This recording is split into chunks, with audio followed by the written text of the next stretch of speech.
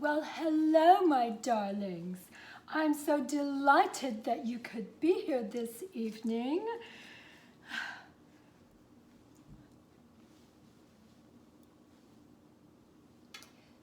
Today, we're going to read a lovely little story called Room on the Broom.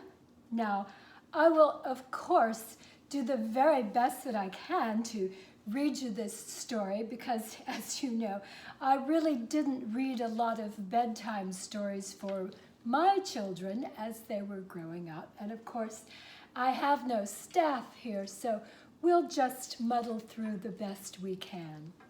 Are you ready? Tonight's story is Room on the Broom.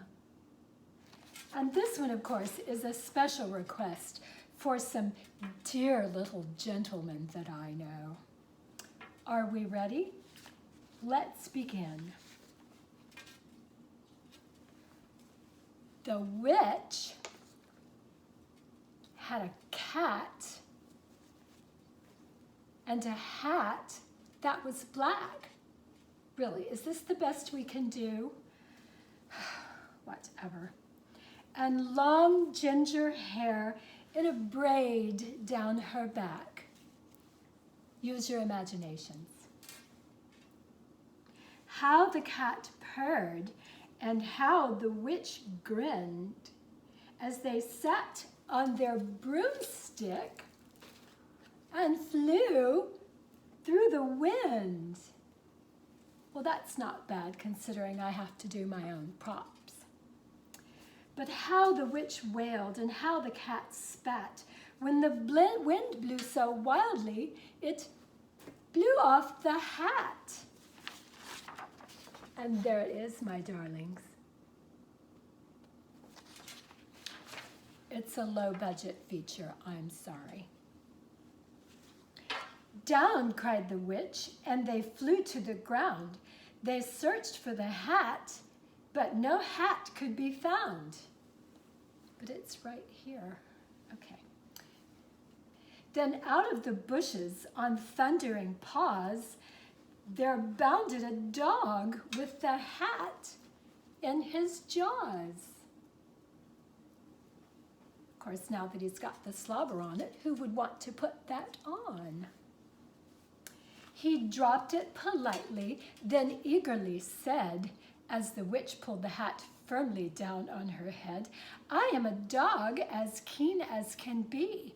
Is there room on the broom for a dog like me? Yes, cried the witch, and the dog clambered on. The witch tapped the broomstick, and whoosh, they were gone. Okay, let's see now.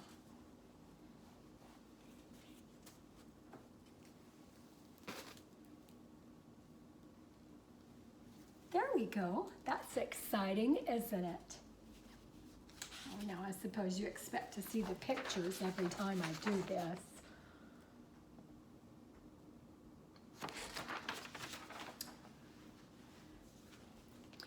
Over the fields and the forest they flew.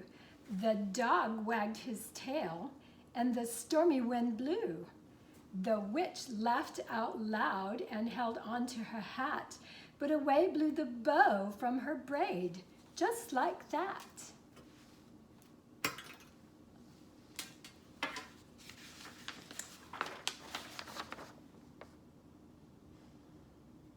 You know, it is a bit disruptive to the story when I have to keep showing you these things. Down, cried the witch, and they flew to the ground. They searched for the bow, but no bow could be found. Then out from a tree with an ear-splitting shriek, there flapped a green bird with the bow in her beak. Okay, well, this is apparently the best we can do on short notice, so pretend that the bird is green. She dropped in politely and bent her head low, then said as the witch tied her braid in the bow, I am a bird as green as can be. Is there room on the broom for a bird like me? Yes, cried the witch, as though the bird fluttered on. The witch tapped the broomstick, and whoosh, they were gone. So here we go, having to do all of this again. I don't know if they're supposed to be in a particular order, but they're all on there. Isn't that exciting?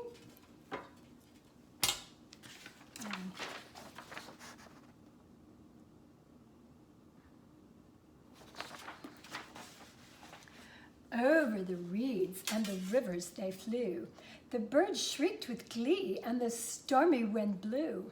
They shot through the sky to the back of beyond. The witch clutched her bow, but let go of her wand.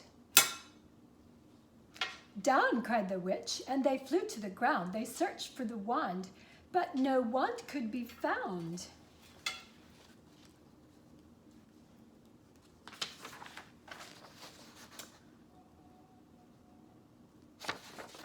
What I'm thinking is that the witch probably could use a personal assistant to help with some of these. It's very difficult to keep track. Then all of a sudden, from out of a pond, leaped a dripping wet frog, and with a dripping wet wand. Seriously, it's a sea witch. Is this the best we could do? I'm sorry, I'm used to feature films. He dropped it politely, then said with a croak, as the witch dried the wand on the fold of her cloak, I am a frog, as clean as can be. Is there room on the broom for a frog like me? Yes, said the witch, so the frog bounded on. The witch tapped the broomstick, and whoosh, they were gone. Over the moors and the mountains they flew. The frog jumped for joy, and, okay, now you'll have to be patient because this is what we call a cliffhanger. You should be getting used to these by now.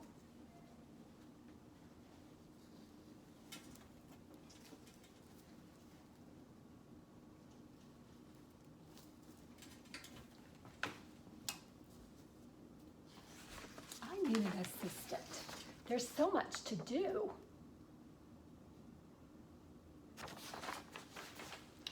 The broom snapped in two. Well, you get the idea. Down fell the cat and the dog and the frog. Down they went tumbling into a bog. The witch's half broomstick flew into a cloud, and the witch heard a roar that was scary and loud.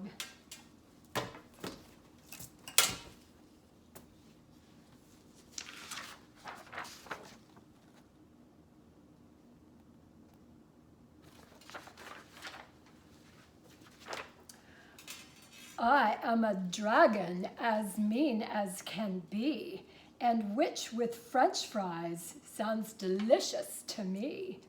No, cried the witch, flying higher and higher. The dragon flew after her, breathing out fire.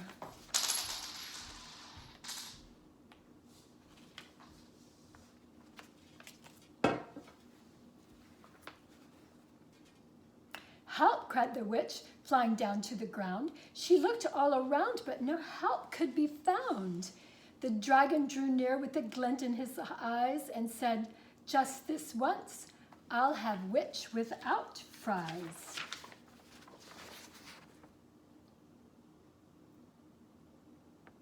Now, if you ask me, that sounds perfectly dreadful. Sounds like something you might get at some local cafe. But just as he planned to begin on his feast, from out of a ditch rose a horrible beast. It was tall, dark, and sticky, and feathered and furred. It had 4 frightful heads. It had wings like a bird, and its terrible voice when it started to speak was a yowl and a growl and a croak and a shriek. It dipped and it squelched as it strode from the ditch, as it said to the dragon, buzz off, that's my witch. Okay, if you think I'm going to pick up that mess, you're crazy. Here, just look at the picture.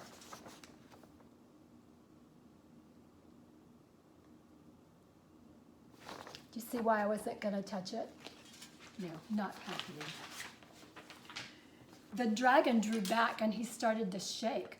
I'm sorry, he sputtered. I made a mistake. It's nice to have met you, but now I must fly. And he spread out his wings and was off through the sky. Then down flew the bird, and down jumped the frog, down climbed the cat, and phew, said the dog. And thank you, oh thank you, the grateful witch cried. Without you, I'd be in that dragon's inside.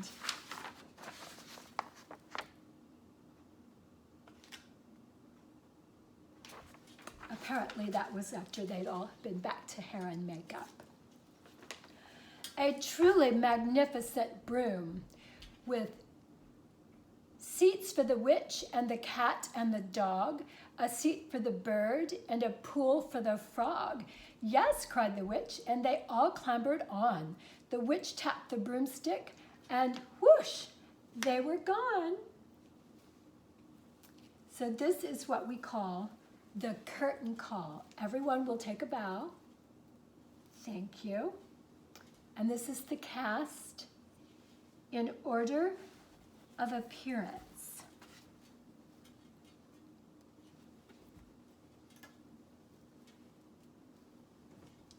I do hope we're appreciative of everyone. Of course, even the dragon gets a little curtain call. And of course, the finale. Wasn't that a lovely story? I can see now why I didn't make it a habit of reading my children bedtime stories when they were growing up. So thank you for joining us. Next time, hopefully I will be bringing you a feature film. Until then, good night.